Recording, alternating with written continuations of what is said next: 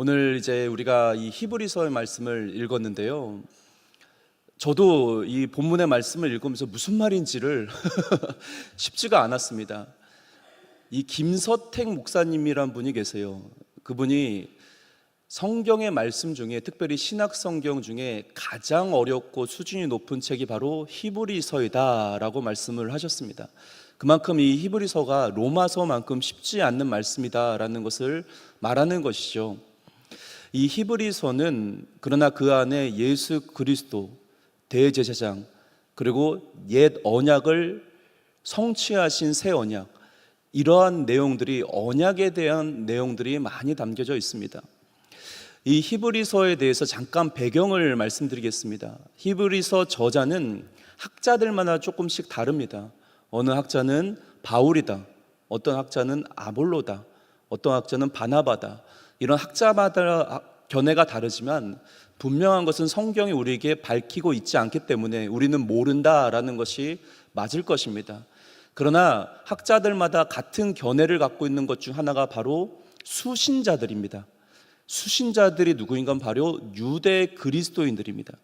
유대인이면 유대인이지, 그리고 그리스도인이면 그리스도인이지, 왜 유대 그리스도인인가? 유대교에 있었던 이 사람들이 예수 그리스도의 복음을 듣고 그리스도인으로 개종을 한 것입니다. 그래서 예전에 있었던 그 유대교를 벗고 완전히 예수 그리스도를 믿게 되는, 개종을 하게 돼서 그래서 유대 그리스도인이다라고 말하고 있는 것이죠. 그런데 이 유대 그리스도인들이 개종을 했지만 다시 배교하려고 하는 상황 가운데 있습니다. 왜냐하면 이 당시에는 이스라엘이 로마에 의하여 통치를 받았던 시대입니다. 로마의 통치 아래서 유대인들은 합법적인 종교로 인정을 받았습니다. 오히려 혜택을 많이 받았다는 것이죠. 그런데 기독교로 개종을 하니 이거는 혜택도 없고 오히려 핍박과 고난과 어려움들이 계속적으로 찾아오게 된 것입니다. 그래서 이 유대 그리스도인들이 더 이상 버티지 못하겠다, 다시 돌아가자. 더 이상 이 핍박과 고난을 이겨내지를 못하고 유대교로 자꾸 돌아가려고 한다는 것입니다. 그래서 이 히브리서 저자는 돌아가지 말아라, 아무리 힘들고 어렵고 고통이 있을지라도 유대교로 돌아가서는 안 된다, 거기엔 생명이 없다라는 것을 밝히고 있는 것이 바로 히브리서라는 것입니다. 이 히브리서 기자는 구약의 성경을 꿰뚫고 있습니다. 집에 가셔서 이 히브리서를 꼼꼼하게 하나하나 읽어보시면 와, 어떻게 이렇게 구약에 대해서 정확하게 알고 있을까라고 생각할 정도로 구약 성경에 대해서는 굉장히 능통한 사람이다라는 것을 볼 수 있죠. 왜 구약에 대해서 능통해야 하는가 하면 유대인들을 설득하기 위해서 그렇습니다. 유대인들이 배교하지 않도록 그리스도, 새 언약을 성취하신 예수 그리스도, 그분만 곁에 있을 때, 그분을 붙들었을 때 우리에게 참된 생명이 있다는 것을 가르쳐주기 위해서는 구약을 잘 알고 있어야 됐다는 것입니다. 히브리서 저자가 그만큼 이 구약에 대해서 너무나도 능통하고 박사급으로 잘 알고 있다는 것이죠. 이러한 배경 가운데 본문을 좀 보도록 하겠습니다. 첫 번째는 성도의 기도에 대해서 좀 살펴보도록 하겠습니다. 1절 같이 한번 읽겠습니다. 시작. 첫 언약에도 섬기는 예법과 세상에 속한 성소가 있더라. 여기 지금 첫 언약이라는 것은 옛 언약을 말하는 것입니다. 그러니까 구약 시대 때 언약을 말하고 있는 것이죠. 그러면 구약 시대 때 있었던 첫 언약이 있다면 무슨 또한 언약이 있습니까? 새 언약이 있습니다. 이 새 언약이라는 것은 바로 예수 그리스도로 말미암아 새롭게 제정된 언약을 말하고 있는 것입니다. 그러면 이 유대인들은 뭘 믿겠습니까? 유대인들은 새 언약을 믿는 것이 아니라 첫 언약, 그 옛 언약만 붙들고 살았다는 것입니다. 그래서 1절에 보니까 첫 언약도 섬기는 예법과 세상에 속한 성소가 있더라 라고 얘기를 하고 있는 것이죠. 옛 언약을 끄집어내므로 말미암아 옛 언약이 중요한 것이 아니라 옛 언약을 성취하신 예수 그리스도가 더 중요하다라는 것을 지금 히브리서 저자가 말하고 있는 것입니다. 그러므로 말미암아 율법에 대한 것들, 모든 것들을 하나하나 꿰뚫음으로 말미암아 예수 그리스도 그분 안에 생명이 있다. 그리고 본문의 말씀을 통하여 성소와 지성소를 지금 나열을 하고 있는 것입니다. 유대인들에게 예법인 제사 의식으로 돌아가지 말아라. 예전에 율법적인 그런 것들로 돌아가지 말아라 라고 말하고 있는 것이죠. 안다. 고난받고 있는 거 안다. 힘들어하고 있는 거 안다. 그러나 그렇다고 해서 유대교로 다시 배교해서는 안 된다는 것을 알려주고 있는 것입니다. 1절에 보면은 예법과 성소가 있었다. 그리고 모세에 지은 제사법 그리고 성소를 말하고 있습니다. 2절부터 5절까지의 말씀 보면 우리가 별로 싫어하는, 재미없어하는 지성소와 성소에 대해서 말씀하고 있습니다. 이해를 돕기 위해서 잠깐 그림을 준비했는데요. 잘 안 보이시죠? 보이시나요? 네, 다행입니다. 여기 지금 보시면 다 보실 필요가 없고 지금 노란 부분만 좀 보도록 하겠습니다. 성소와 지성소에 대해서 말하고 있죠. 2절부터 저 그림을 보시면서 여러분 성경의 2절 말씀을 같이 번갈아 가면서 좀 보시기 바랍니다. 히브리서 저자가 이거는 지금 구약에 있는 성소와 지성소의 기물들을 얘기를 하고 있는 것입니다. 지금 히브리서 저자가 그렇다면 성소와 지성소에 있는 기물들을 정확하게 꿰뚫고 있는지를 좀 확인해 보도록 하겠습니다. 먼저 2절을 보시기 바랍니다. 그림을 그대로 띄워주시고요. 본인의 성경으로 한번 보시기 바랍니다. 2절 같이 한번 읽겠습니다. 시작. 예배한 첫 장막이 있고 그 안에 등잔대와 상가 진설병이 있으니 이는 성소라 일컫고, 지성소가 아니라 성소부터 좀 보도록 하겠습니다. 성소 안에 등잔대가 있다. 등잔대가 있나요 저기? 등대가 있습니다. 등대가 있고 그리고 상과 진설병, 2절에 보니까 상과 진설병이 있더라. 이건 떡상을 말하는 거죠. 이제 저기 성소에 떡상이 있습니까? 있습니다. 맞습니다. 그래서 근데 2절을 보시면 무엇이 하나 빠져 있나요? 바로 분향단이 하나 빠져 있습니다. 분향단. 일단 분향단이 빠져 있다라는 것을 조금 기억해 놓으시고 스킵해 놓고 또 보도록 하겠습니다. 3절과 4절을 보시기 바랍니다. 띄워주시고 본문 3절과 4절을 보시면 또 둘째 휘장뒤에 있는 장막을 지성소라 일컫나니 금향료와 사면을 금으로 싼 언약궤가 있고 그 은에 만나를 담은 금 항아리와 아론의 쌍난 지팡이와 언약의 돌판이 있고, 3절과 4절은 지성소에 대해서 말하고 있습니다.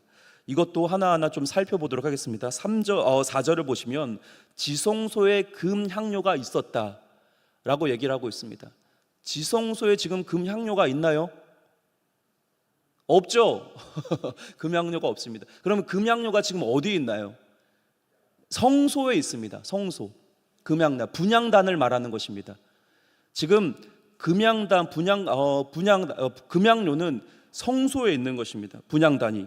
자, 이것을 조금 더 면밀하게 좀 살펴보도록 하겠습니다. 그림에는 안 나왔지만 지성소에는 금으로 싼 언약궤가 있고 만나를 담은 항아리가 있다는 것을 우리가 알고 있습니다.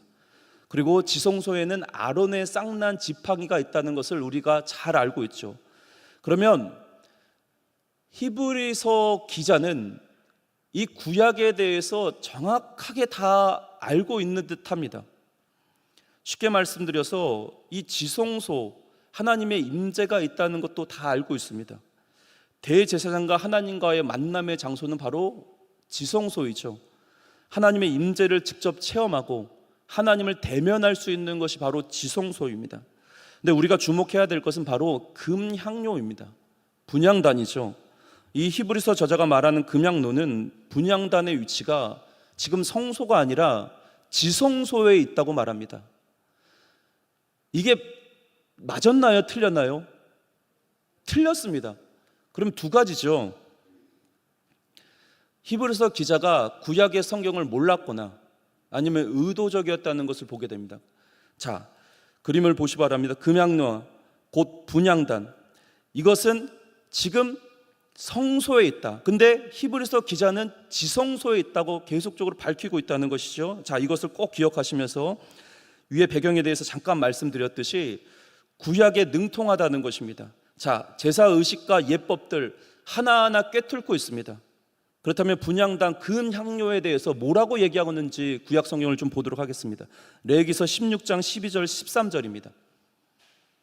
12절 13절 같이 한번 읽겠습니다. 시작.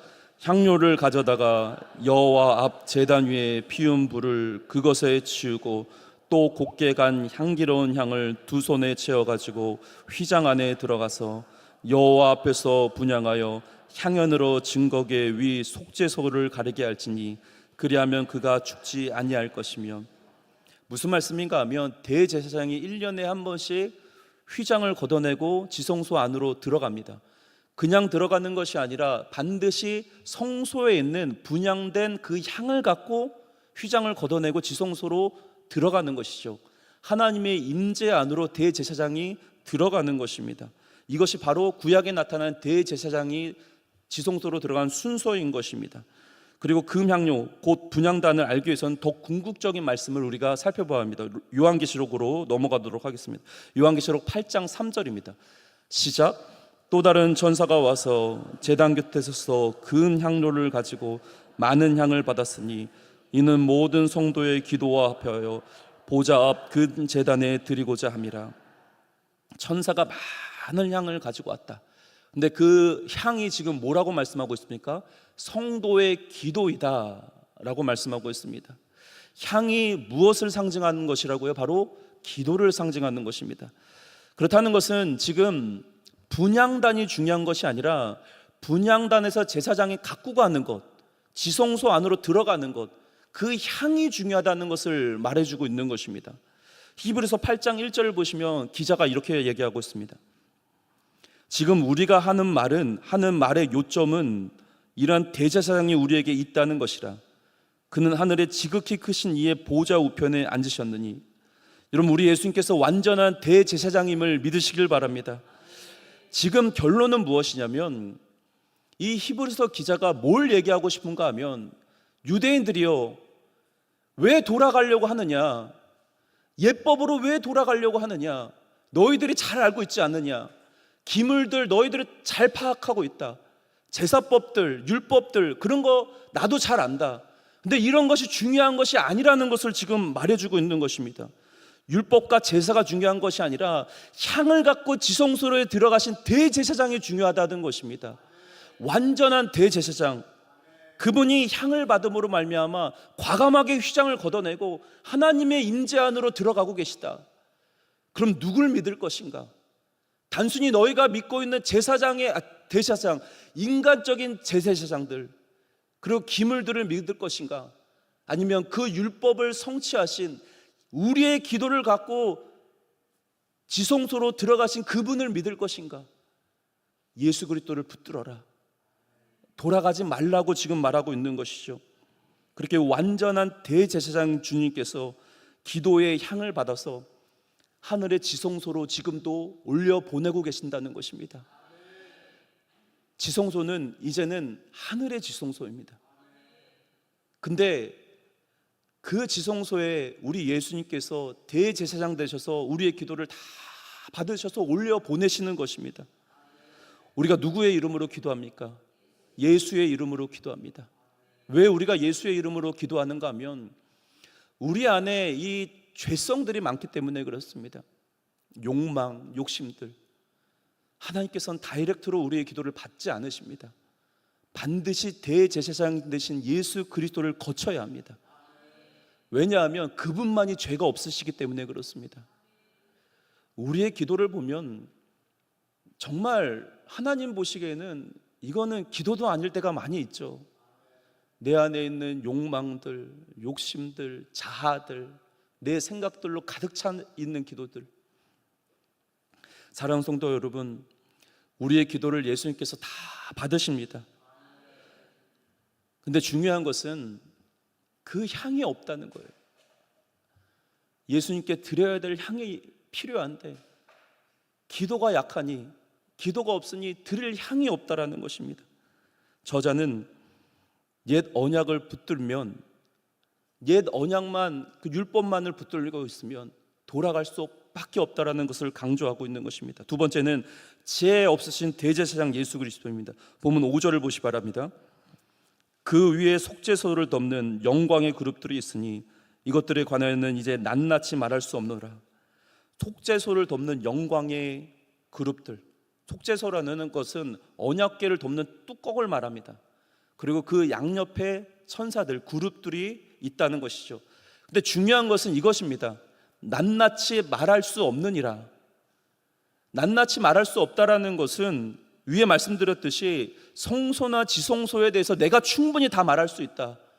내가 너희들보다 더 정확하게 알 수 있다. 알고 있다. 그러나 낱낱이 말할 필요가 없다. 중요한 것이 아니라는 것이죠.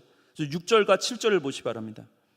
이 모든 것을 이같이 예비하였으니 제사장들이 항상 첫 장막에 들어가 섬기는 예식을 하고, 보시 바랍니다. 제사장들이 항상 첫 장막에 들어간 섬긴 예식을 행하고, 7절 같이 한번 읽겠습니다. 시작.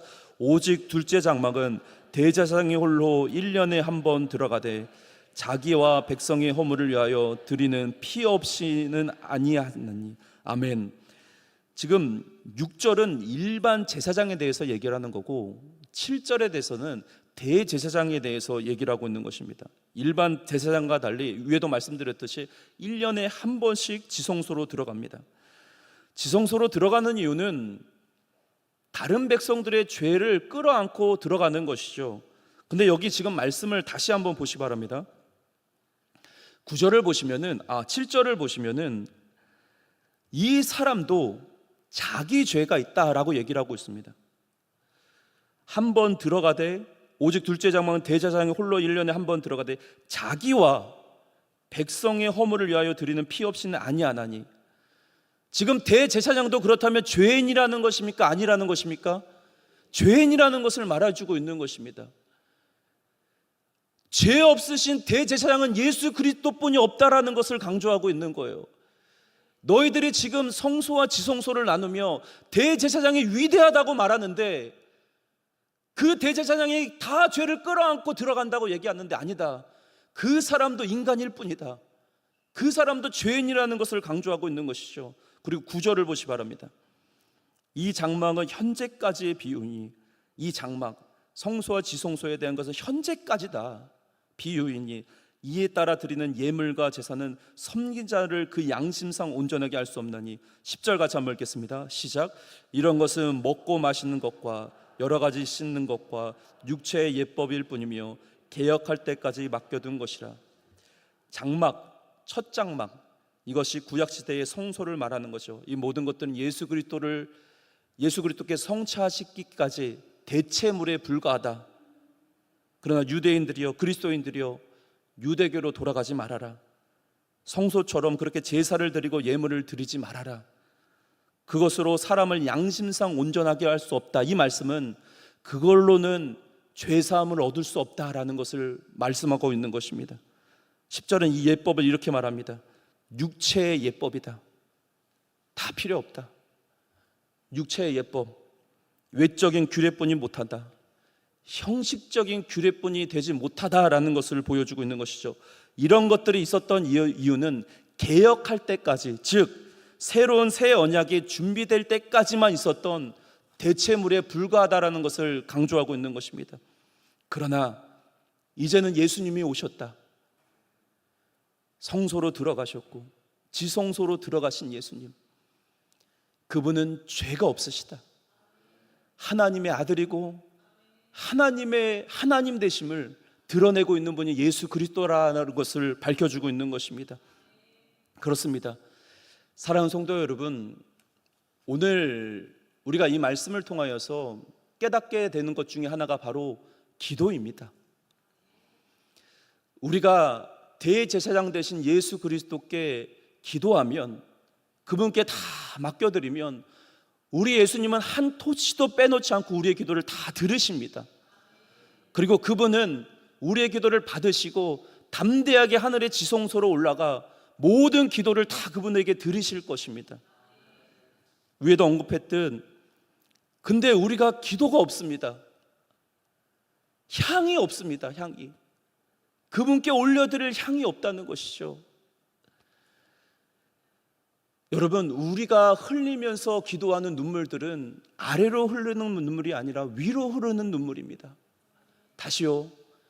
우리가 눈물 흘리며 하는 기도들은, 간절하게 눈물 흘리며 하는 기도들은 아래로 흐르는 것이 아니라 마치 향이 올라가는 것처럼 위로 흐르는 눈물입니다. 제가 좋아하는 말 중에 뭐가 있는가 하면, 기도하지 않는 완전함보다도 기도하는 불완전한 것이 낫다는 것입니다. 사람들은 기도하지 않음으로 말미암아 완전한 것들을 원합니다. 기도하지 않아도 되는 제목들 가운데 기도하지 않아도 완전한 것들을 완전하게 체험받기를 원합니다. 불완전한 것이 싫기 때문이죠. 그러나 여러분, 기도하지 않는 완전함보다도 기도하는 불완전한 것이 낫습니다.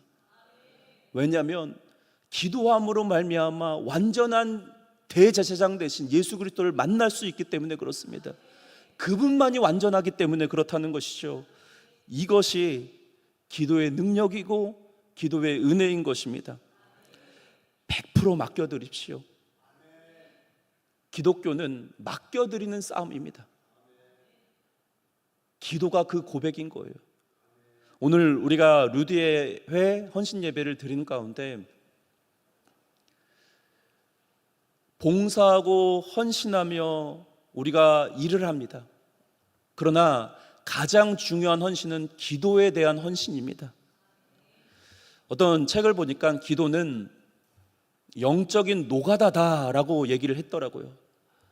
노가다가 힘듭니까? 안 힘듭니까? 굉장히 빡셉니다. 영적인 일이 굉장히 빡셉니다, 사실. 기도는 정말 영적인 노가다이기 때문에 힘듭니다. 그러나 그 기도를 통하여 하나님의 나라가 확장되고 몸된 교회가 영적인 양적인 부흥이 일어나며 몸된 교회를 통하여 하나님의 기쁨이 될 수 있다는 것입니다. 헌신하실 때 가장 큰 헌신인 기도로 헌신하시길 바랍니다. 분명한 것은 예수 그리스도께서 우리의 죄를 다 대속하셨습니다. 우리의 죄를 다 대속한 것뿐만 아니라 그분께서 우리를 위해서 십자가에서 죽으시고 부활하시고 우리를 자녀 삼으셨습니다. 우리가 예수님 믿으시죠? 이건 믿습니다. 내가 하나님의 자녀가 됐다는 것은 믿습니다. 근데 기도는 안 믿습니다. 기도가 정말 현실적으로 이루어질 것이라는 것은 믿지 않습니다. 사랑하는 성도 여러분, 예수님을 믿으면 내가 기도가 이루어진다는 것도 믿으셨으면 좋겠습니다. 그렇게 우리를 기도를 통하여 하나님의 역사하실 것입니다. 맡기는 자가 기도하는 자이고 반대로 기도하는 자가 맡기는 자입니다. 완전한 대제사장이 우리 주님께서 여러분의 그 향기로운 기도를 지금 기다리고 계십니다. 하나하나 아름다운 향기로 그분에게 향기를 바치세요. 때가 되면 그분이 하늘의 지성소로 하나님께서 예수 그리스도께서 그분에게 올려주실 때 한꺼번에 부어주실 것입니다. 계속 기도하세요. 계속 기도하세요. 기도할 때 우리 강성교회를 통하여 하나님의 놀라운 역사가 일어날 줄 주님의 이름으로 축복합니다. 기도하겠습니다.